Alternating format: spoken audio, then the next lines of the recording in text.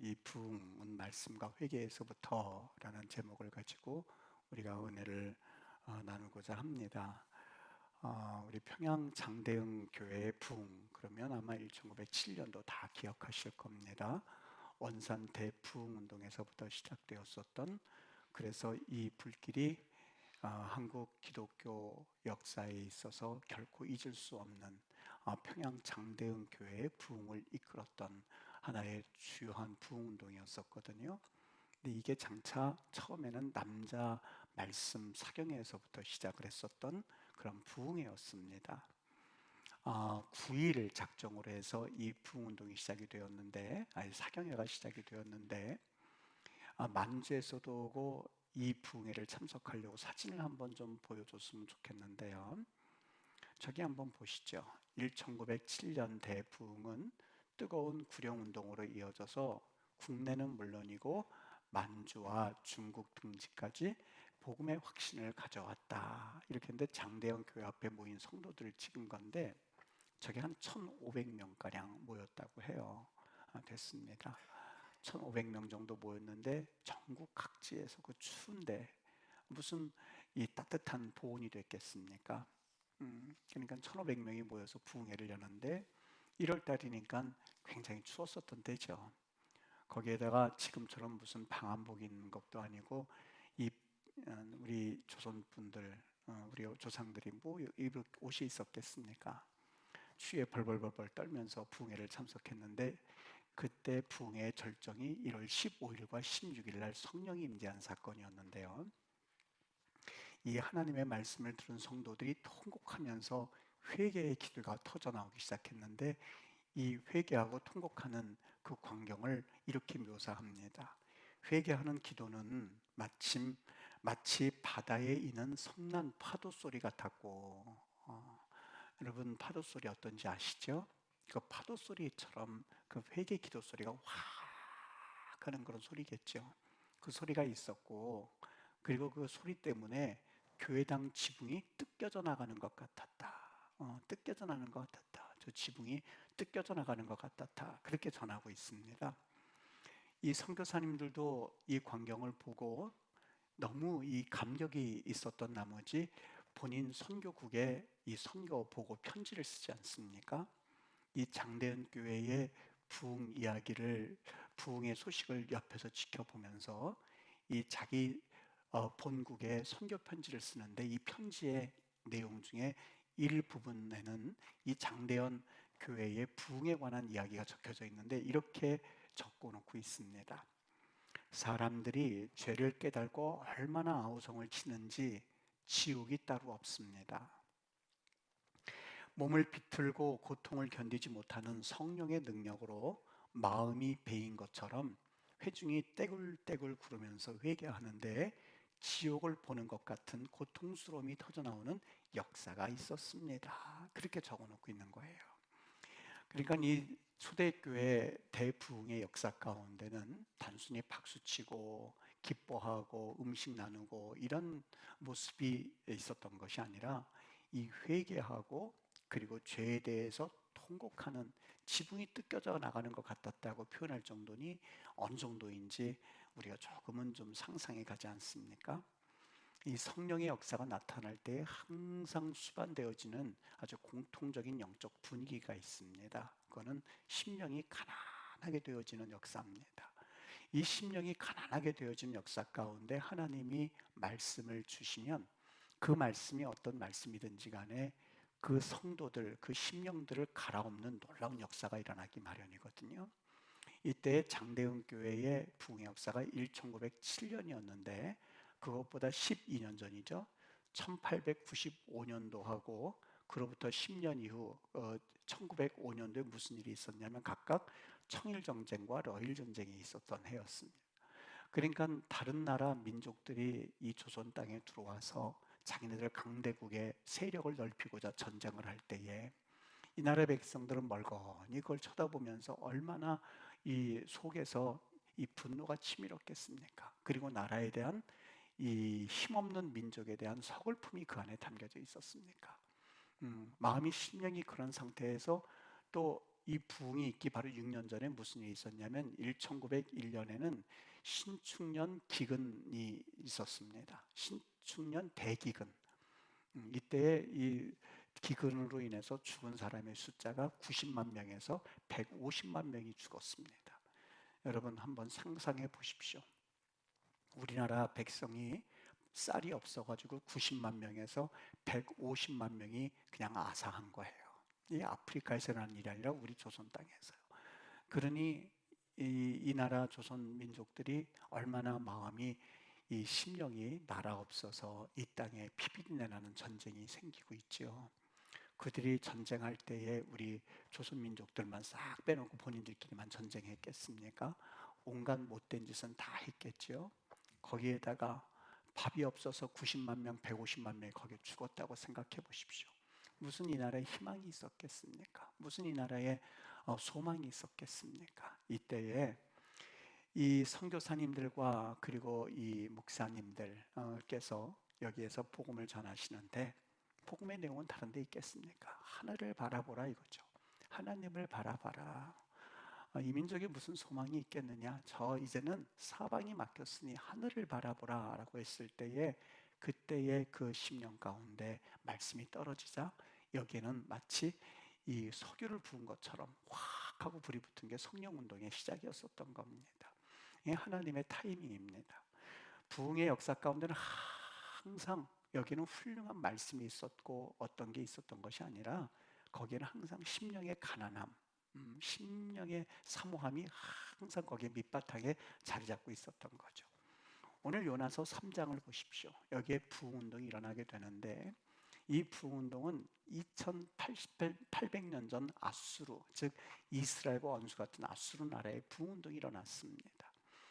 니느웨 성읍은 이 큰 성읍이어서 여기에서 크다라고 하는 가돌이라고 하는 의미는 물론 성읍이 어마어마하게 크다 뭐 이런 의미도 될 수 있습니다만 바벨론의 그 성읍에 비하면은 이 아수르 성읍 조족지열이거든요. 아무것도 아니거든요. 근데 큰 성읍이라고 한 것은 물론 크기가 커서 이 큰 성읍이다 말할 수도 있습니다만 하나님께는 그만큼 중요한 성읍이라는 의미가 담겨져 있습니다. 그냥 3일길을 걸을 만큼 큰 성읍에 이제 요나 선지자를 보내서 복음을 전하게 하는데 하나님에게는 중요한 성읍이었다 이거죠. 중요한 성읍에 복음을 전하는데 이 요나 선지자가 이 말씀에 사실 마음에 들지 않았던 거예요. 너무 마음 가운데 자기의 나라를 그렇게 괴롭히던 이 아수르 나라에 복음을 전해서 저들이 멸망받지 않게 하라고 하는 하나님의 말씀에 뭐가 기쁜 마음으로 말씀을 전하겠습니까? 여러분 3일길을 다닐 만큼 큰 성읍이라고 한다면은 복음을 전한다고 했을 때 그냥 다녀도 3일길이니까 복음을 전하면은 5일이나 7일 정도는 걸려야 복음을 전할 수가 있죠. 그런데 요나 선지자가 하루 길을 걸어서 복음을 전했다라고 했는데 그건 복음일 수 없습니다.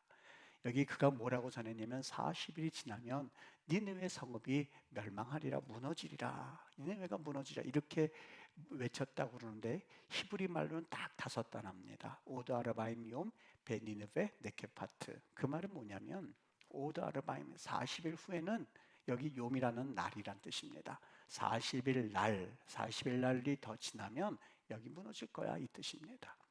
40일 빼면 너희들 반드시 멸망할 거다 이 뜻입니다. 이게 무슨 복음이겠느냐고요.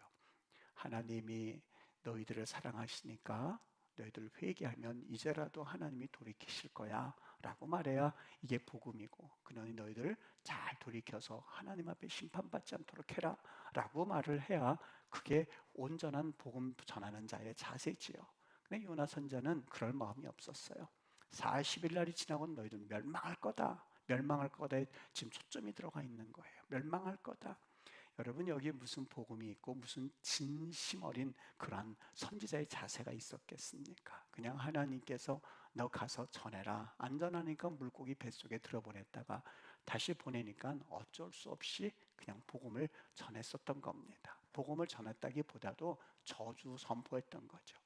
목사님 너무 심한 거 아닙니까? 아니에요. 4장 1절을 보십시오. 뭐라고 되어 있냐면 하나님께서 그들이 돌이켜서 그들에게 내리겠다고 하는 심판을 내리지 않고 하나님이 그냥 놔두거든요. 그들을 그냥 살려주시거든요. 멸망할 걸, 그들을 심판할 걸 하나님께서 뜻을 돌이키시거든요. 그랬더니 요나가 뭐라고 행동을 하냐면, 요나가 아주 싫어하고 성을 냈다. 매우 싫어하고 성을 냈다. 다시 말하면 진심으로 복음을 전했다면, 그리고 그들이 멸망하지 않기를 원하는 마음에서 복음을 전했다면, 이 복음이 전해지고 그들이 심판받지 않은 것에 대해서 하나님 참 그래도 감사합니다, 그랬어야만 하는데, 그들이 멸망하지 않은 것을 보고 매우 싫어하고 성냈다라고 한 것을 보면 그 복음은 복음이 아니었었어요. 그냥 너희들 멸망할 거다 이놈들아 라고 말하는 그냥 하나의 저주에 불과했습니다. 그런데 이 참 놀라운 재밌는 사실은 뭐냐면, 아무리 말씀을 증거를 잘해도, 그리고 아무리 복음을 전해도 듣지 않는 백성들이 있는데, 오늘 쉽게 말하면 여러분이 이렇게 표현하는 걸 용서하세요. 용서하세요. 왜냐하면 그거는 복음이 아니라 저주라고 그랬죠. 그러니까 이 쉽게 말하면 정말 거지 같은 이 선포예요. 너희들 멸망할 거야. 저주 같은 선포. 정말 복음 같지도 않은 복음을 선포했더니만 아주 재미난 현상이 일어났는데, 어떤 현상이 일어났느냐? 여기 5절 말씀 보시죠. 어떻게 현상이 일어났냐면, 니느웨 사람들이 그 복음을 듣고 그 저주를 듣고 아주 정말 거지 같은 그러한 이 선포를 듣고 어떻게 됐어요? 하나님을 믿고 금식을 선포하고 높고 낮은 자를 막론하고 굵은 베옷을 입었다. 어떻게 됐다고요? 이 말에 너희들 멸망할 거다 이놈들아, 그 한 소리에 하나님을 믿고 금식 선포하고 베옷을 갈아입은 거예요. 베옷이라고 하는 건 남 죽을 때 입은 옷이잖아요. 아주 슬퍼했다는 말입니다. 엉엉대고 울었다는 말입니다. 더 기가 막힌 사실이 있는데 그 6절 보시죠. 그 일이 니느웨 왕에게 들렸다. 왕에게 직접 복음을 선포한 것도 아니고, 너희들 멸망할 거다 이놈아, 그 한 소리가 전해져서 어떻게 됐어요? 니느웨 왕에게 들린 겁니다.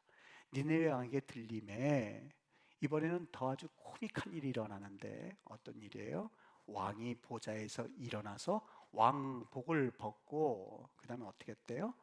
굵은 베옷을 입고 제 위에 앉았다. 이게 왕이, 니느웨가 가서 왕이시여, 이제 당신 잘못하면 이 나라가 멸망합니다. 그러니 이제부터 회개하십시오라고 하는 온전한 복음의 말씀 들은 것도 아니고, 니들 멸망할 거다 이놈들아, 그 한 소리에, 그것도 직접 들은 게 아니라 전해서 들은 그 왕이 어떻게 했다고요? 보좌에서 벌떡 일어나서 왕복을 벗어 제키고 그리고 베옷을 입고 제 위에 앉은 사건이었었어요. 그러고 나서는 더 기가 막힌 일을 합니다. 7절에 보니까 뭐라고 되어 있냐면, 왕과 그의 대신들이 조서를 내려서 선포하여 이르기를, 사람이나 짐승이나 소떼나 양떼나 아무것도 입에 대지 말지니. 아니, 자기네들이 금식하는 거는 금식하지만 이 소떼하고 양떼하고 짐승들까지 금식을 시키면 먹이를 안 준 거예요. 참 나쁘죠. 야스로 사람들 참 나쁘. 자기네들이 금식하는 거는 금식하는데 그래도 양떼들 먹이는 먹여야 되지 않습니까? 말 못하는 짐승이 무슨 죄가 있다고. 얘네들까지 다 금식을 시킨 거예요. 그런데 그 아수르 민족에게 하나의 이 속성이 있었는데, 금식할 때는 이 자기는 물론이고 자기에게 속한 짐승들까지 다 금식을 시켰다고 그래요. 철저한 회개를 의미합니다.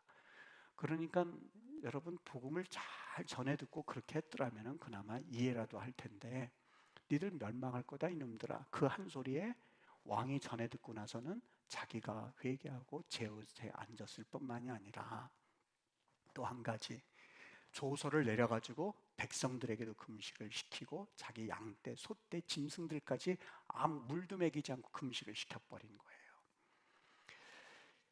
이 광경을 이렇게 보면서 그 다음에 그들이 뭐라고 외치냐면 9절 말씀 보죠. 이렇게 말합니다. 하나님이 뜻을 돌이키시고 그 진노를 그치사 우리에게 멸망하지 않게 하시리라. 그렇지 않을 줄을 누가 알겠느냐. 우리가 이렇게라도 하면 하나님이 뜻을 돌이키셔서 회개하게 하실 줄을 우리에게 저 요나 선지자가 멸망할 거다 그랬는데 그 뜻을 돌이킬 줄을 어떻게 알겠느냐, 이렇게 지금 말하고 있는 겁니다. 여러분, 이 말씀을 들으면서 제일 황당했던 사람이 누구라고 생각합니까? 제일 황당했던 사람 누굴 것 같아요? 요나겠죠. 요나겠죠. 말씀을 정성스럽게 일주일 동안 본인이 준비하고 평생 동안 준비해서 전해서 그렇게 변화됐다면 뿌듯하기라도 하죠. 근데 요나는 그럴 마음이 없었어요. 어떤 마음이었었어요? 너희들 멸망할 거다 이놈아, 조금만 기다려. 며칠? 40일. 너희들 이제 죽었어, 이 소리였었어요. 그 소리를 듣고서는 이게 전혀 그런 반응이 있을 줄 몰랐는데 백성들도 회개하고 왕들도 회개하고 이번에는 짐승까지 회개하고 난리가 난 거예요. 대부흥운동이 일어났던 거예요. 여러분, 이게 무슨 뜻인지 아십니까? 이게 도대체 어떻게 이걸 해석해야만 할까? 도대체 이게 무슨 말일까? 오늘 여기 이 말씀에 분명한 방향이 있거든요. 예수님이 이 말씀을 어떻게 해석하셨느냐면요, 잘 들어보십시오. 누가복음 11장 29절 제가 읽어드릴 테니까 들어보세요. 무리가 모였을 때에 예수께서 말씀하시되 이 세대는 악한 세대라. 표적을 구하되 요나의 표적밖에는 보일 표적이 없나니. 악한 세대라. 이 대상이 누구예요? 바리새인과 서기관들입니다. 종교인들이에요. 이 세대는 악한 세대니 보일 표적이 이 요나의 표적밖에는 없네요. 요나의 표적이 뭐예요? 지금 이 사건이에요. 32절 읽어드릴게요. 심판 때에 니느웨 사람들이 일어나 이 세대 사람을 정죄하리니. 니느웨 사람들이 일어나서 이 세대 사람을 정죄하리니 이는 그들이 요나의 전도를 듣고 회개하였음이거니와 요나보다 더 큰 이가 여기 있느니라. 무슨 말인지 이해되십니까? 예수님이 이걸 해석해 주셨는데 잘 들어보세요. 심판 때에, 마지막 심판 때가 일어나면 누가 일어나서 정죄한다고요? 니느웨 사람들이. 왜요? 우리는 이런 복음 같지도 않은 복음, 니들 멸망할 거다 이놈들아, 이런 복음을 듣고서 우리는 회개하고 그리고 하나님 앞에 무릎 꿇고 왕복을 벗어던지고 제위에 앉고 그래서 처절하게 통곡하면서 하나님 앞에 무릎을 꿇고 그리고 하나님 앞에 회개했는데 너희들은 더 크니 누구요? 예수님이 오셔서 그 복음을 선포함에도 불구하고 회개하지 않는 너희들은 너는 지옥이야, 넌 지옥이야. 이 소리예요. 이 소리예요. 야, 나 같은 사람도 지금 그 복음 같지도 않은 복음을 듣고 회개했는데 너희들은 그렇게 좋은 말씀을 들으면서도 회개하지 않냐? 이 바리새인들아, 이 서기관들아. 여기 뭐라고 그랬어요? 요나보다 더 큰 이가 누구예요? 요나보다 더 큰 이가 누굽니까? 예수님. 예수님이 오셔서 복음을 전하는데도 더 듣지 않니? 너희들은 무조건 지옥이야. 이 소리예요. 이 소리입니다.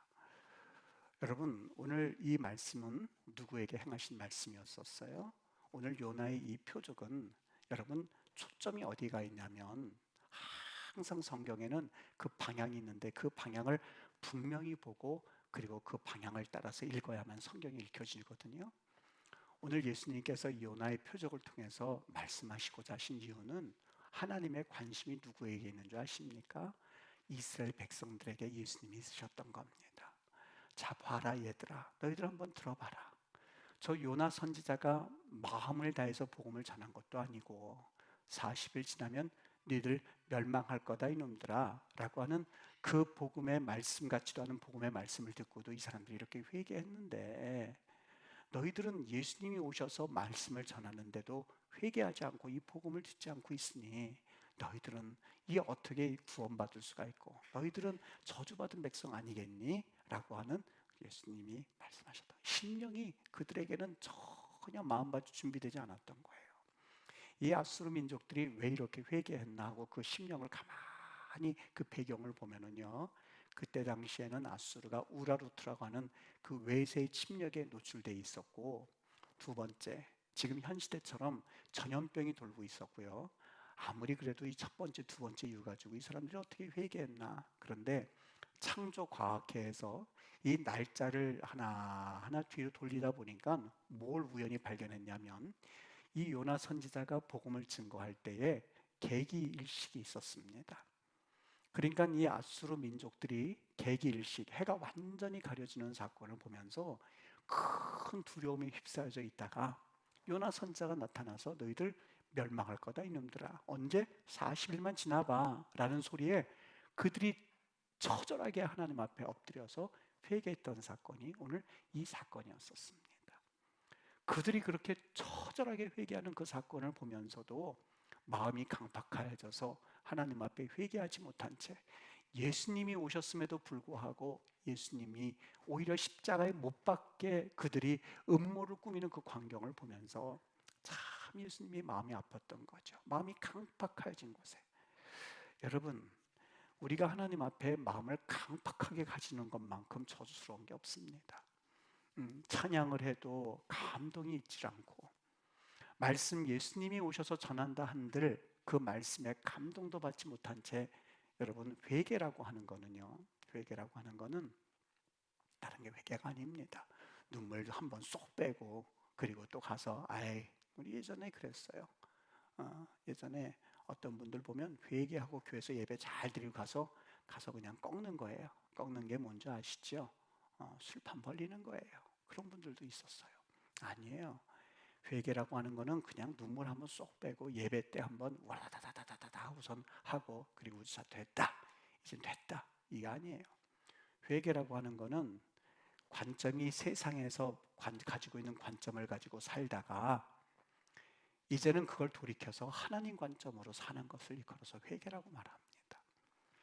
회개를 세 가지로 말하거든요. 지성, 두 번째 감성, 세 번째 이 지성, 감성, 그 다음에 이 의지.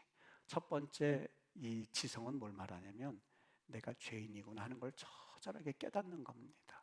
이거 깨달음이 없이 그냥 눈물 흘리고 다다다다다 하는 거예요. 아닙니다. 그냥 모양만 있을 뿐. 이세벨하고 선지자들과 싸울 때에, 이 엘리야가 싸울 때에 이 바알 선지자들과 이 아세라 선지자들이 자기에다 몸을 긁고 아주 난리를 치지 않습니까? 그들이 뛰놀다 그러는데 발이 쩔뚝쩔뚝 하는 거예요. 쩔뚝쩔뚝 하는 걸 뛰놀다 그렇게 표현하고 있는데 종교 그들이 행위를 하고 있었던 거죠. 여러분 무슨 일이 있으면 두 손 들고 다다다다다다다 하고 마음은 내가 하나님 앞에 온전히 가지도 않은 채 과거에 그렇게 은혜를 받았거든요. 하나님이 우리에게 은혜를 주셔서 그렇게 은혜를 받았는데 이제는 하나님을 사랑하는 마음이 없이 그냥 모양만 남은 거예요. 내가 여러분 기도하고 찬양하고 하는 거를 평가절하는 게 아님, 전혀 그거 아니에요. 너무 귀하지요. 참 귀하죠. 그 모습이 있는 것 자체가 우리에게는 너무 축복이지요. 그런데 중요한 거는 하나님 앞에 그런 마음이 없이 그냥 경건의 모양만 남아있는 그런 우리의 모습들이 혹 있다면 오늘 예수님이 그걸 말씀하시기를 원하시는 겁니다. 철저하게 하나님 앞에 내가 죽일 놈이구나, 내가 하나님 앞에 참 못된 인간이구나 하는 것을 처절하게 깨달아야만 합니다. 그 깨달음이 없이는 그 우리의 모습, 경건의 그 모양 이런 것들이 전혀 소용이 없어요. 두 번째 감성이라고 하는 것은 아파하는 겁니다. 그 마음에 너무너무 아파하는 것. 여기 보십시오. 베옷을 입었더라 라고 하는 말은 다른 사람이 죽었을 때 입는 옷이거든요. 부모님이 죽었을 때 입는 옷. 마음이 어떻던가요? 저는 우리 아버지 돌아가셨을 때 그 일을 아직도 잊혀지질 않아요. 정말 접신물이라도 있으면 거기에 코를 박고선 죽고 싶을 만큼 참 힘들더라고요. 어머니는 그때 수술실에 들어가기 위해서 모르시고 아버님 돌아가신 걸 모르시고 저는 혼자서 외국에서 오자마자 얼마 되지도 않았고 그냥 접신물이라도 있으면 거기에 코를 이렇게 박고 죽고 아직도 그 감정은요 제가 남아있어요. 베옷을 입는 게 그런 심정이에요. 너무너무 마음이 무너져가지고 어찌할 수 없는 상황. 그걸 베옷을 입었다. 감성이 있어야 되죠. 세 번째 의지가 뭐냐면 그렇게 지성으로 깨닫고 감성으로 아파했으면 세 번째 그 길에서 돌이키는 겁니다. 그 평양 장대은 교회에서 이 부흥의 역사가 있었을 때 그때에 그들이 어떻게 행동을 했냐면요, 이렇게 그들이 행동을 했다고 그래요. 시내 곳곳에서 사람들은 이 집 저 집 다니면서 과거에 피해를 주었던 사람들을 찾아가서 잘못을 빌었고, 내가 당신한테 이렇게 상처 준 거 있으니 날 용서해다고, 내가 정말 잘못했다고 이렇게 빌었고, 그 다음에 이교도들에게, 예수 안 믿는 사람들에게 훔친 물건이 있었지 않습니까? 훔친 물건을 그대로 갖다 주는 거예요. 당신들한테 내가 돈을 돌려주고 온통 시내가 술렁거렸답니다. 내가 당신한테 실은 그 당시에 속여서 뺏은 돈이 있고, 그리고 슬쩍슬쩍 내가 해먹은 돈이 있는데 내가 그거 모아가지고 지금 갖다 드린다고, 다 갖다 드리는 거예요. 어느 중국 상인은 기독교인이라고 문 열고 들어와서는 수년 전, 몇 년 전에 자기에게서 부당이익을 취했다고, 그래서 그걸 취해서 모은 것이라고 하면서 거금이라고 표현되어 있습니다. 1억이 됐는지 2억이 됐는지 10억이 됐는지 모르지만 거금을 되돌려주는 것을 보고 깜짝 놀랐다, 그렇게 기억하고 있습니다. 여러분, 이게 회개거든요. 그러니까 나 회개했다 이렇게 간단하게 용어 사용하지 않게 되기를 바라요. 지성이 있어야 되고 감성이 있어야 되고 여기는 의지가 있어야 되는 게 회개거든요. 이런 놀라운 사건이 있었을 때 비로소 하나님께서 그의 뜻을 돌이켜서 그들을 살려주셨던 겁니다. 사울왕과 다윗왕 똑같이 범죄했죠. 똑같죠. 어떻게 보면 다윗이 사울보다 더 나쁘죠. 다윗은 최소한 성적인 범죄를 저질렀다는 기록이 성경에 없거든요. 다윗은 어떻게 보면 더 올바르지 못한 길을 걸은 적이 있었습니다. 그런데 두 사람의 차이가 뭔지 아십니까? 한 사람은 회개했고 한 사람은 회개하지 못했어요. 여기에 차이가 있었던 겁니다. 하나님 앞에 참 가난한 심령을 가지고 주여, 침상을 눈물로 띄우면서까지 회개했을 때 여기에 하나님의 역사가 나타났거든요. 우리 교단의 대부흥사 이성봉 목사님이라고 있는데 그분이 하시는 항상 18번 설교가 있습니다. 이놈들아, 주에 뭐 설교할 때만 이놈들은 하지 않았겠죠. 가까운 분들한테 이제 그랬겠죠. 죄를 지어서 지옥 가는 줄 아느냐고. 죄를 지어서 지옥 가는 사람 없습니다. 이게 무슨 말일까? 죄를 지어서 지옥 가는 게 아니라 회개하지 않아서 지옥 간다는 거예요. 죄는 누구든지 짓죠. 그런데 회개하는 다윗은 하나님께서 그 마음이 합당한 자라고 여겨주셨고, 그리고 회개하지 않은 사울은 하나님께서 그가 갈 길을 그냥 가도록 내버려 두지 않으셨습니까? 여러분, 많은 사람들이 그냥 헛된 위기감만 조성합니다. 한국교회가 위기다 그렇게 헛된 위화감만 조성하거든요.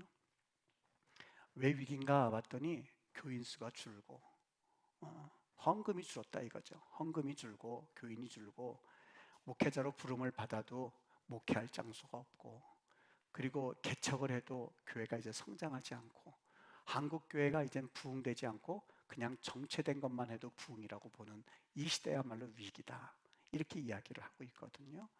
정말 위기가 그래서 위기일까? 여러분, 성도들이 많아지면 위기가 아니라고 생각하십니까?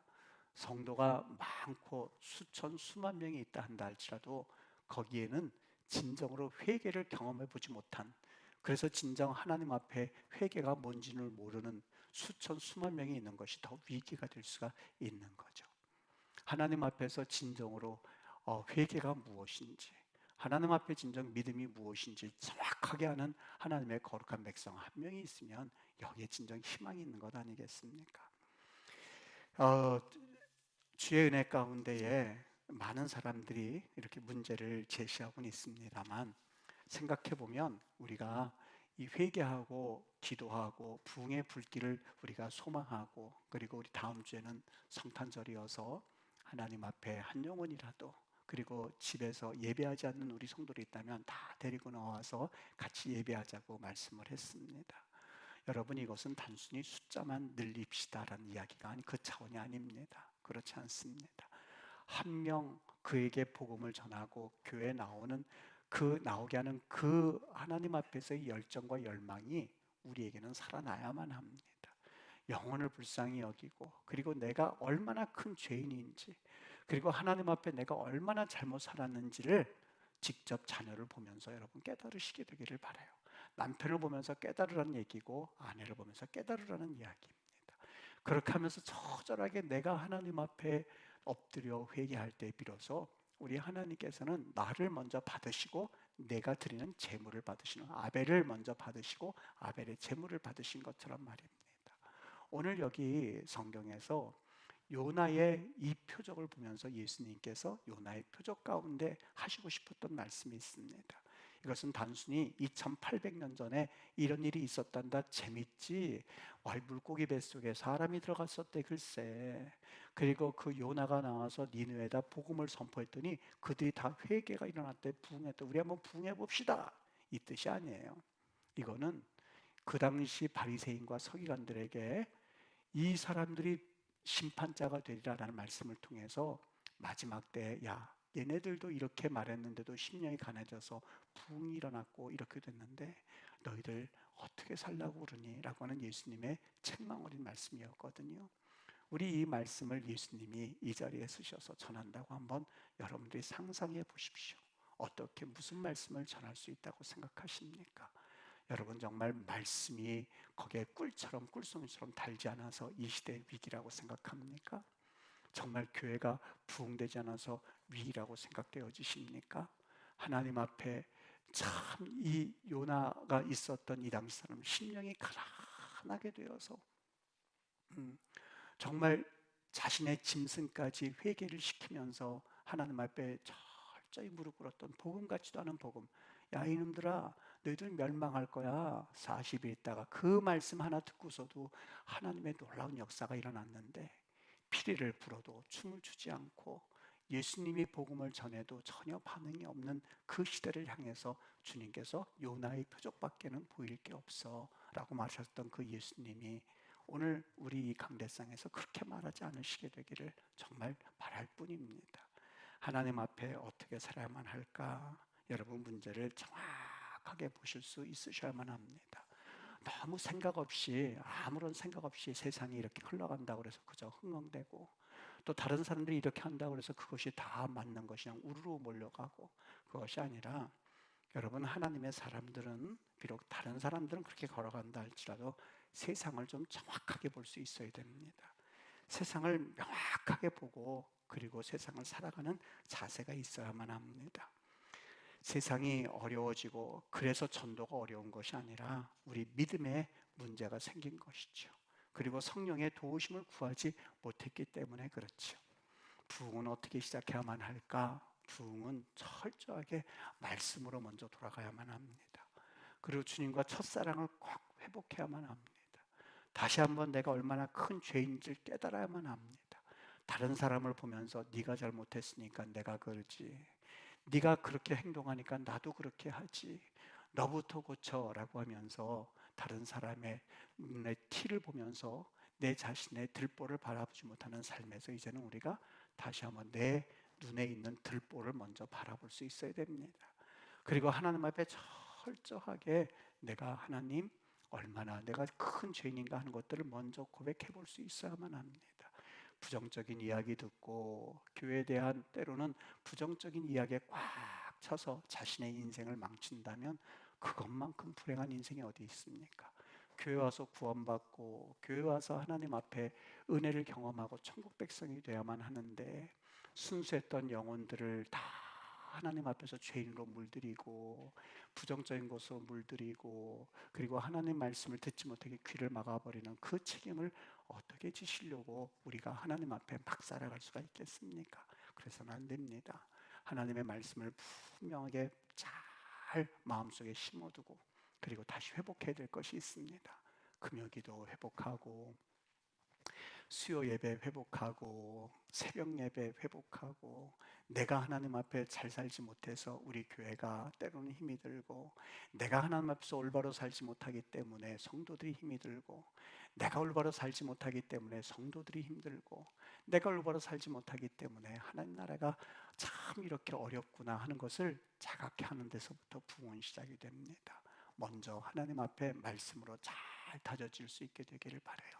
그리고 하나님 앞에 회개하면서부터 시작하기를 바랍니다. 그래서 다시 한번 예배의 감격을 회복하고 하나님 앞에 온전하게 정말 나를 하나님 앞에 드릴 줄 아는 단계까지 꼭 걸어갈 수 있게 되기를 주의 이름으로 부탁을 드립니다.